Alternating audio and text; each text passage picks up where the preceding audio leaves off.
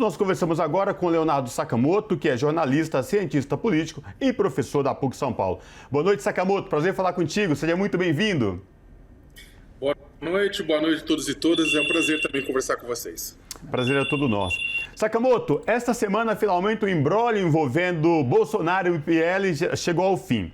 A minha pergunta é, com esta filiação de Bolsonaro ao PL, sacramenta o casamento Bolsonaro-Centrão? Olha, foi um noivado longo, complicado, turbulento, né? Na verdade, esse noivado, vamos começar até recontando um pouco a história, né? O pai da noiva, né, o general Heleno, durante a campanha eleitoral de 2018, ficou célebre, né? Aquele momento em que ele cantou, se gritar pegar centrão, não sobra um irmão. Ficou célebre também o filho da noiva, né, o deputado Eduardo Bolsonaro, fazendo um discurso crítico ao Centrão naquele momento. E o que a gente viu, na verdade, foi uma aproximação, né? A noiva viu que não conseguia viver sem o Centrão, sem os dotes do Centrão no Congresso Nacional, e rolou primeiro um noivado por interesses, né? A noiva entregava os anéis para não perder os dedos e o noivo se locupletava de recursos públicos, mantendo a chamada governabilidade. Aí decidiram se casar e quase não houve matrimônio porque não houve acerto no acordo pré-nupcial. Afinal de contas, a noiva Bolsonaro queria assumir uma fatia grande, né? E o noivo, né, Valdemar da Costa Neto, que é proprietário do partido político, né, não é presidente, é proprietário do partido político na prática, também não queria aceitar. Outras pessoas da família do noivo, que cuidavam dos diretórios estaduais, também não queriam aceitar. Afinal de contas, a noiva queria levar a chegar logo de cara e já sentar na janelinha, né, já ficar com o melhor pedaço. No final das contas, o pessoal percebeu, a família do noivo percebeu que a noiva poderia trazer dividendos eleitorais, fazendo com que o PL passasse do terceiro maior partido na Câmara dos Deputados, talvez para o segundo ou até o primeiro, ocupando o lugar do PSL ou do PT. E aí toparam se casar e houve aquela união pública, né, constrangedora, né, em que tudo se esquece do passado, tudo se esquece do acordo pré-nupcial, das críticas, né, em nome de um bem maior, do ganho dessa dupla, né. Eu acredito que Bolsonaro volta para o lugar onde ele sempre pertenceu, que é o Centrão. A diferença é que Bolsonaro ele não era um expoente do Centrão, ele estava na periferia do Centrão. E exatamente por conta disso, ele nunca se conectou diretamente a um grande escândalo de corrupção, ficando com escândalos menores, como os das rachadinhas. Ou seja, ao invés de se locupletar de algum estatal, ele se locupletava de recursos desviados de seus servidores, porque sempre teve a franja. E agora ele está no centro do Centrão novamente. Sakamoto, quero falar um pouco das declarações de Bolsonaro quando, um pouco antes da filiação e na data mesmo, na cerimônia. Ele tinha declarado que, abre aspas, está 99% alinhado com o PL. Isso um pouco antes da filiação. Eu lembrei do Wesley Safadão do 1%, né? O que é esse 1%? O que ainda pode dar de atrito com o PL? Ou ele vai embarcar mesmo? Olha, quando você faz análise genômica, né, de seres vivos, né, 1% de DNA nos separa de rãs, por exemplo, né? Então, é muita coisa, 1%, né? Pode dizer, nos transforma. E aí, na política, nós temos muitos personagens anfíbios, né? Então, olha, o que acontece é o seguinte: Bolsonaro ele tem lutado não apenas pelo controle de determinados postos-chave dentro do PL, como, por exemplo, o diretório estadual. Ele queria o diretório estadual, quer indicar o Tarcísio, né, o ministro da Infraestrutura, para o cargo de governo estadual em São Paulo. O próprio Tarcísio não quer muito, queria para senador em Goiás, que tem certeza que se elege, né?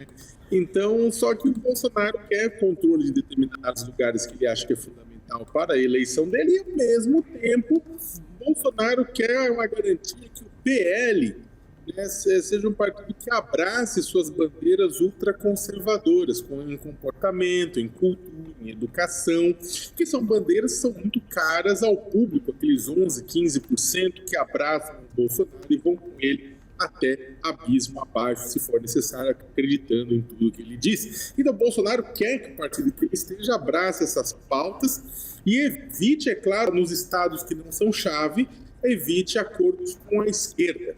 Né? O que ele chama de esquerda, atenção, é todo mundo que não seja a extrema-direita, ele aponta para a esquerda. Agora, e ele se nega, ele fala que, olha, o PSDB não pode, né? Ele acha que o PSDB é esquerda, ele não pode contar o partido.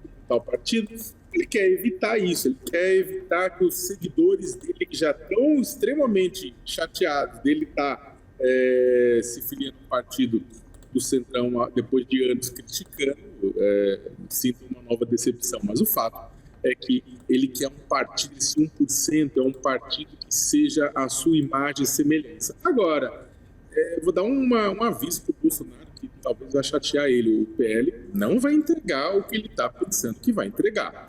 O PL é um partido fisiológico, o PL é um partido consolidado, tem suas lideranças regionais, ele pode até, no nível federal, entregar tempo de TV, recursos, alguns partidos, mas esperar que candidaturas majoritárias do PL vão simplesmente dar as costas para uma candidatura, por exemplo, de outro partido, com o qual eles têm melhores relações em nível estadual, é um pouco difícil imaginar isso. Isso para não falar em nível federal, porque em determinados lugares do Nordeste, se um deputado federal não abraçar a imagem do Lula, em alguns lugares, não se elege, né? Vai se eleger o outro que abraçou. Então, é diferente do interior do Rio Grande do Sul, que o Bolsonaro não apresenta, né? No interior do Nordeste, em alguns lugares, ou é o Lula, né? Como é que vai fazer? Bolsonaro não espera candidato nacional, mas as majoritárias ele espera uma certa fidelidade. Vamos ver. É verdade. Sakamoto, vamos falar um pouco agora também dessa última semana de pesquisa, Sérgio Moro aí já se colocando como pré-candidato também à presidência em 2022. E farpas envolvendo Bolsonaro, Moro, enfim, isso é reflexo do quê? Já é reflexo dessas pesquisas mostrando desaprovação de Bolsonaro, lá embaixo, derretimento, Moro crescendo, sinalizando essas pesquisas. Qual a tua avaliação dessas últimas pesquisas relacionadas já ao pleito do ano que vem, Sakamoto? Olha, a pesquisa eleitoral há um ano das eleições, é claro que é uma pesquisa eleitoral que está mostrando simplesmente a radiografia deste momento, uma fotografia deste momento, né? E é claro que essa fotografia mostra um presidente da República que está sofrendo as consequências das suas ações nos últimos 3 anos. O que não significa, contudo, que é isso que os candidatos oponentes a Bolsonaro encontrarão ao desafiá-lo a partir de agosto do ano que vem, quando começar a campanha eleitoral. Bolsonaro vai usar toda a máquina que ele tem direito, vai viajar às custas do governo, vai usar a máquina ao máximo, torrar dinheiro para se eleger. E, ao mesmo tempo, ele tem uma máquina de ódio muito bem azeitada, que já mostrou ser competente e capaz nas eleições de 2018, que só cresceu desde então, com, agora, o Telegram como espinha dorsal, um aplicativo de mensagem que não tem nem representação no Brasil, então é muito mais difícil de derrubar qualquer coisa mentirosa, né, ou violenta do que com relação ao WhatsApp. Agora, a diferença é que com o acordo que ele estabeleceu com o PL na cabeça de chapa, e talvez o PP na vice-presidência, ele vai ter 2 partidos com tempo de TV e com recursos. Se somar ainda os republicanos, traz junto a Igreja Universal, né? Então ele vai ter tempo de TV, vai ter recursos, coisa que ele não tinha em 2018 com aqueles 8 segundos dele. E, é claro, disparos em massa bancado por bilionários brasileiros bolsonaristas, né? Mas o fato é que ele vai ter recurso, vai ter tempo de TV, vai ter institucionalidade. E qualquer candidato que está sentado no Planalto pode usar a máquina. Ele vai ser um candidato duro, né, difícil de ser batido. Os preferidos ainda continuam sendo Lula e Bolsonaro. Agora, é claro que a entrada do juiz Sérgio Moro acaba dividindo o campo do bolsonarismo, até porque Moro é isso, é do campo do bolsonarismo, né? É um juiz que divide com Bolsonaro uma visão de mundo em muitos aspectos, né? Por exemplo, o excludente de ilicitude, o direito de sair, a possibilidade de sair impune ao matar numa operação policial, né? É uma defesa tanto de Bolsonaro quanto de Moro para dizer apenas uma pauta de várias outras, né? Moro ajudou Bolsonaro a se eleger com o comportamento que ele teve. Eu não estou nem falando só da condenação do Lula, estou falando de uma série de outras ações, divulgação de delação de Palocci, sabe, coisas que ele fez na reta final de campanha exatamente para ajudar o presidente. E divide com ele visões e por conta disso ele pode roubar uma parte do público de Bolsonaro. Né? Ao roubar um público de Bolsonaro, Bolsonaro pode reduzir de tamanho. Só que o que tudo indica as últimas pesquisas também, o Moro acabou roubando de outros candidatos da chamada terceira via. Né? Outros candidatos acabaram também cedendo porcentagem para Moro. Bolsonaro, contudo, tem uma vantagem. Ele pode não ter teto muito alto, mas ele não precisa. O que ele precisa na cabeça dele é ir para o segundo turno e ir lá puxar o antipetismo, né? Tentar aglutinar o antipetismo em torno dele. O que acontece é que Bolsonaro tem um piso, e é isso que os outros candidatos não têm. O Bolsonaro tem um piso alto, que são esses 11%, 15% que estão com ele porque der e vier, pulam um abismo com ele se necessário for, e mais uns 8%, mais ou menos, 7%, que são sócios de Bolsonaro. Que aí você tem grupos do agronegócio, do mercado financeiro, religiosos, fundamentalistas, que estão com Bolsonaro também. Né? E que a gente não percebe muitas vezes morando nas capitais, mas no interior é muito forte essa presença. Então, Bolsonaro tem um piso. A pergunta é, Moro vai conseguir ultrapassar esse piso? Vai conseguir chegar até 20 e poucos %? Particularmente, eu acho difícil. E eu acho que, particularmente, essa eleição vai estar entre os dois, Lula e Bolsonaro. Essa conta da estratégia para o segundo turno, né, de utilizar o antipetismo, eu acho que se desenha cada vez mais forte, é exatamente isso que você disse, mas agora minha pergunta vai com relação ao Lula. Por quê? Lula, ao mesmo tempo que desperta paixões, também desperta muita rejeição. E ele tem feito, além do aceno ao Alckmin, até curioso, porque hoje em dia estava circulando no WhatsApp, hoje em dia não, desculpa, no final dessa semana, imagens do pessoal do PSD já meio que fazendo uma pré-candidatura do Alckmin ao governo do estado. De qualquer forma, existe uma conversa ali de Lula e Alckmin. A minha pergunta, Sakamoto, é a seguinte, nesse sentido. Junto disso, Lula andou participando, se mostrando recentemente de podcasts. Teve o do Mano Brown e teve a galera do Podpah, do Flow, que é um pouquinho mais centrista. Com isso, ele está querendo se mostrar, assim, tô um pouco mais tranquilo, tô menos à esquerda? Qual que é a sua análise disso? Então, primeiro falar sobre o ex-governador Alckmin, né? Tecnicamente, a gente podia, de uma forma de grosso modo, essa história do Lula e do Alckmin não surge nem necessariamente nem com o Lula nem com o Alckmin, surge principalmente de grupos que disputam o governo do estado de São Paulo que querem ver o Alckmin fora da disputa. Isso significa que se ele fosse vice, ele estaria fora da disputa. Muita gente está querendo empurrar ele para fora, dizendo, olha, pode ser bom, etc. e tal.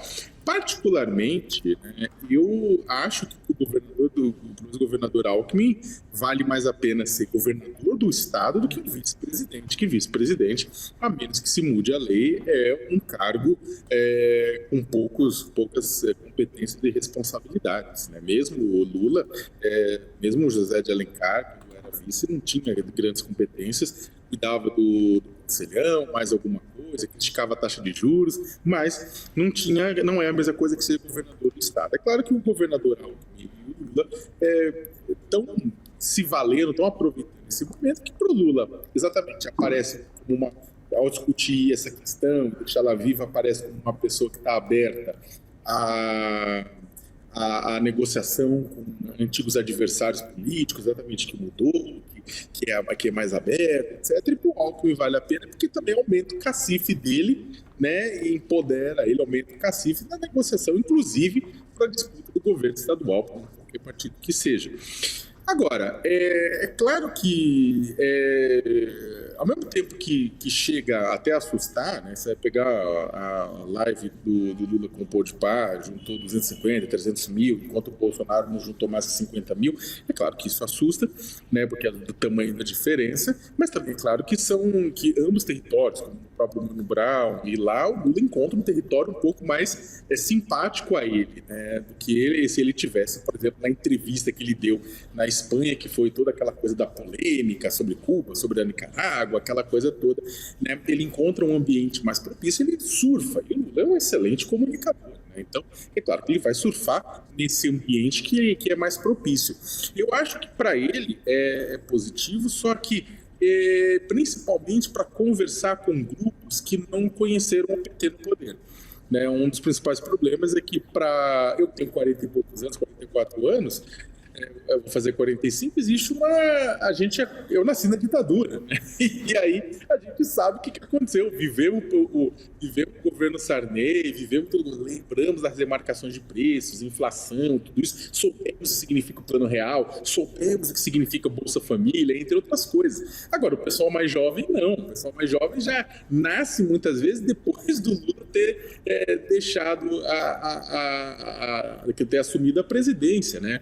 Então isso é importante que ele converse com esses públicos, inclusive para gerar, né, mostrar quem mostrar suas ideias, mostrar uma conexão com esse público. Agora, de um ponto de vista, e eu acho isso fundamental, mais do que mostrar conexão, fazer pontes, esses dois casos com o Mano Brown e o pai, está mais se mostrando com um público jovem que respeita o Brown, o pessoal de Pato, que propriamente dito qualquer outra coisa. Agora, é importante também o Lula se mostrar como um ator viável e um ator que vai ser relevante internacionalmente, que é o que ele fez na Europa e é o que ele deve fazer agora nos Estados Unidos, que também vai fazer uma viagem aos Estados Unidos para encontrar com governantes, fazer esses tipos de diálogos, em contraposição ao presidente Jair Bolsonaro, que tem sido visto internacionalmente como um pária, com um Zé Ninguém, como um Zé Ruela, desculpa usar o termo, exatamente isso, uma pessoa que no momento mais importante, no momento chave da humanidade,